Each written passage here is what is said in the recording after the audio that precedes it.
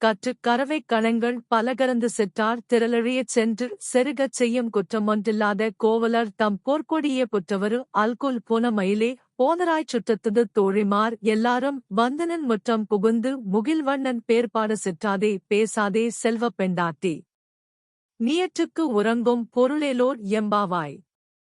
பொருள் கன்றுகளோடு கூடிய பசுக்களிடமிருந்து பால் கறப்பவனாகவும் தங்களைப் பகைத்தவர்களை எதிர்த்து நின்று போரிடும் தன்மையுடையவனும் மாசுமருவற்றவனாம கோபாலனைத் தழுவத் துடிக்கின்ற பொற்கொடியே.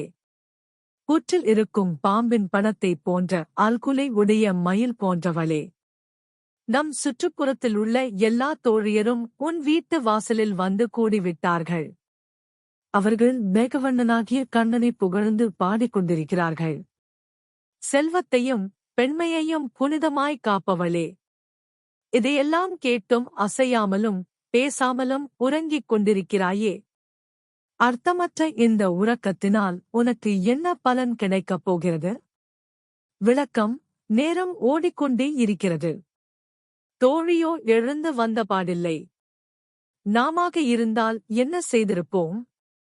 அவளை விட்டுவிட்டு நீராடச் சென்றிருப்போம்.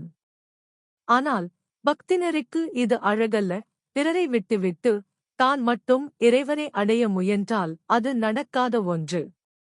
எல்லோருமாய் இறைவனை நாட வேண்டும், அவன் புகழ் பேச வேண்டும். அப்போதுதான் அவரருள் கிடைக்கும். இதனால் தான் கூட்டு பிரார்த்தனைக்கு மகத்துவம் அதிகமாக இருக்கிறது.